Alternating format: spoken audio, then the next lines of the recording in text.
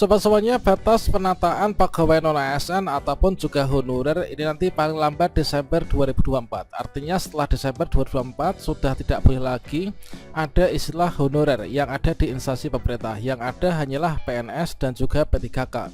Makanya pada tahun 2024 di sini untuk pengadaan CASN di bagian P3K, maka kuota 100% ini diberikan untuk pengangkatan P3K.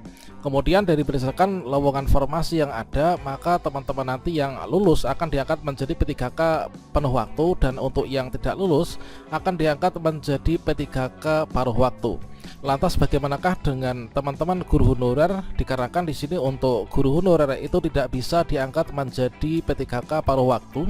Bagaimanakah nasib guru honorer yang tidak lulus seleksi P3K 2024? Apakah memungkinkan untuk P1, P2, P3, P4 ini diangkat tahun 2025?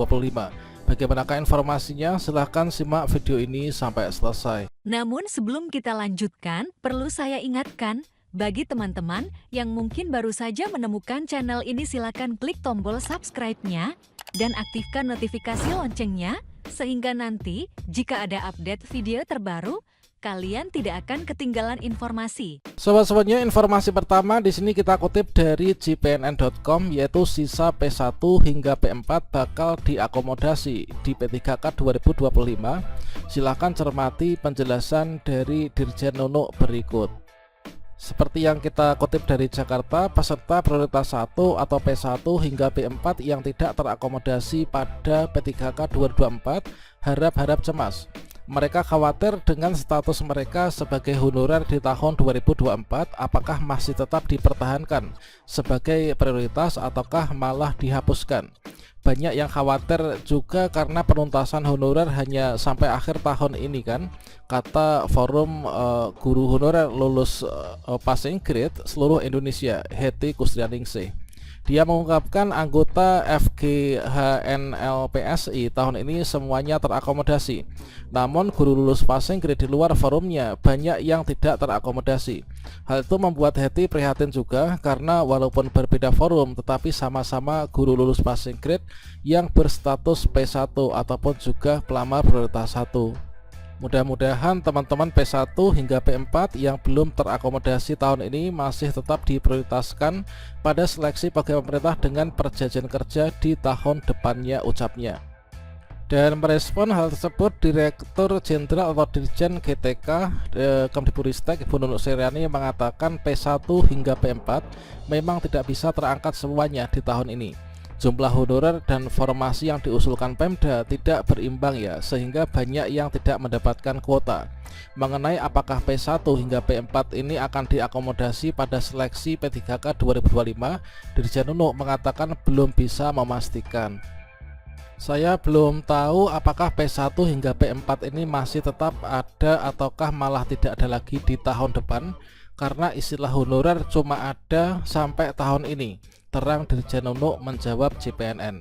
Dia mengaku Kementerian Pendidikan, Kebudayaan, Riset, dan Teknologi atau Kemdikbudristek belum menyusun bagaimana mekanisme pengangkatan P3K 2025 karena menunggu kebijakan pemerintah yang baru. Itu sebabnya Kemdikbudristek terus berupaya agar Pemda menyelamatkan guru honorernya dengan mengusulkan formasi P3K 2024 semaksimal mungkin. Meski belum mengetahui apakah P1 hingga P4 tetap diprioritaskan pada seleksi P3K 2025, Dirjen Nunuk memastikan bahwa guru honorer yang tersisa tidak akan dialihkan ke P3K paruh waktu.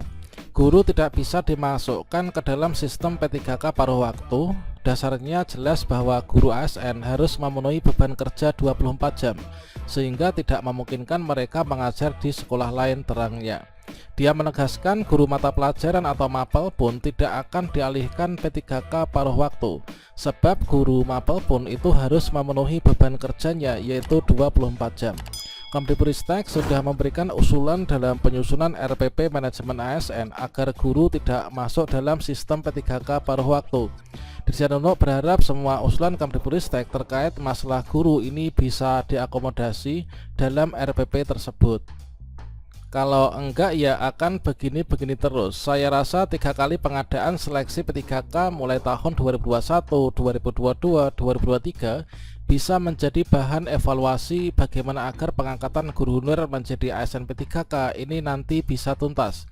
Kemdikbudristek menyiapkan kebutuhan formasi P3K Guru 2024 sebanyak 419.146 formasi. Sayangnya hingga pengusulan formasi P3K 2024 melalui informasi ditutup Kemenpan RB, di sini usulannya sangat minim ya, bahkan merosot dibandingkan seleksi tahun 2021 hingga tahun 2023. Dirjen Nono mengungkapkan masih terdapat kekurangan sebanyak 248.497 formasi guru P3K. Dari jumlah tersebut terdapat 2.633 prioritas 1 atau P1 yang merupakan peserta lulus passing grade seleksi P3K 2021. Misi kami sebenarnya menuntaskan P1 dan guru honorer yang sudah mengabdi lama di sekolah negeri. Makanya pengadaan guru ASN tahun ini kami fokuskan kepada P3K terangnya. Sayangnya untuk P1 saja yang sebenarnya harus dituntaskan oleh Pemda tidak semua diusulkan. Dari sisa 14.070 P1 yang bisa terakomodasi tahun ini sebanyak 11.437 formasi. Sisanya 2.633 formasi tidak diusulkan. Dirjen Nono mengatakan untuk menuntaskan P1 dan guru honorer ini Kemdikbudristek tidak bisa bekerja sendirian. Dibutuhkan dukungan dari kementerian atau lembaga yang tergabung dalam Panitia Seleksi Nasional atau Panselnas. Kalau kami maunya guru honorer dituntaskan semuanya dan diangkat menjadi P3K ucapnya. Jika semuanya tuntas, lanjut dari Dirjen Nono, ini baru pengisian formasi guru ASN berdasarkan amanah Undang-Undang Nomor 20 Tahun 2023 tentang aparatur sipil negara dengan turunan PP Manajemen ASN. Sebenarnya kata Prof. Nono, ini adalah Pemda seharusnya memaksimalkan usulan formasinya, toh penggajiannya nanti pada tahun 2025, sehingga tidak akan mengganggu sistem anggaran di APBD tahun 2024. Namun lagi-lagi Prof. Nono menambahkan Pemda tidak melakukannya karena alasan takut tidak bisa membayar gaji dan tunjangan P3K.